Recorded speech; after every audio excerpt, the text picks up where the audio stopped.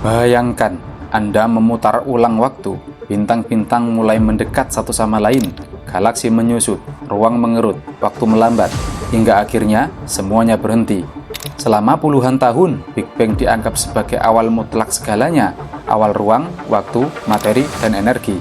Tapi pertanyaan paling mendasar manusia belum terjawab. Apa yang terjadi sebelum Big Bang? Apakah benar-benar tidak ada apa-apa? Ataukah sains modern mulai menemukan petunjuk bahwa Big Bang bukan awal, melainkan sebuah transisi?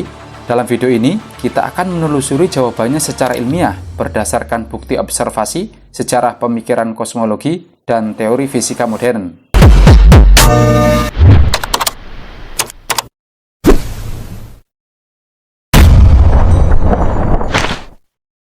Apa itu Big Bang sebenarnya?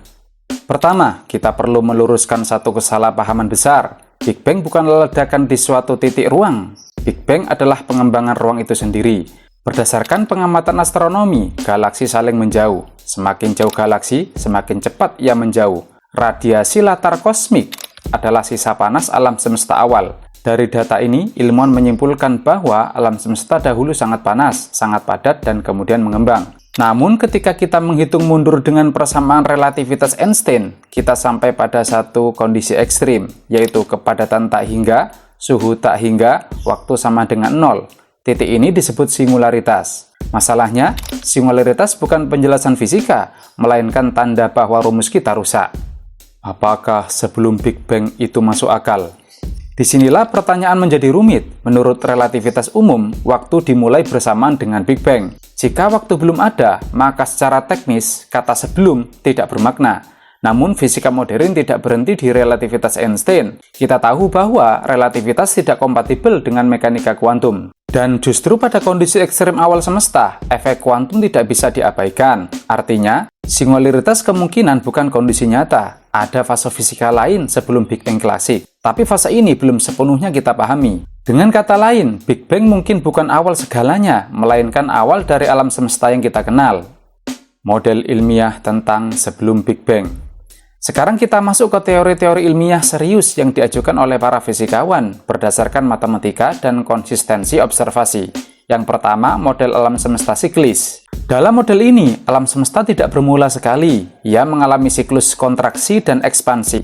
Big Bang adalah pantulan atau bounce, bukan awal. Sebelumnya, alam semesta menyusut, kemudian mencapai kepadatan maksimum, lalu memantul dan mengembang kembali. Beberapa versi modern didukung oleh teori gravitasi kuantum dan penghindaran singularitas. Namun hingga kini belum ada bukti observasional langsung. Kedua, Big Bounce dan loop kuantum kosmologi.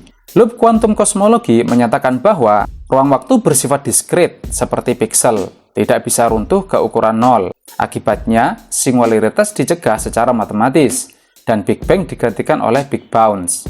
Dalam skenario ini, ada alam semesta sebelum Big Bang, tapi informasinya hampir sepenuhnya terhapus. Model ini masih aktif diteliti, namun konsisten secara matematis.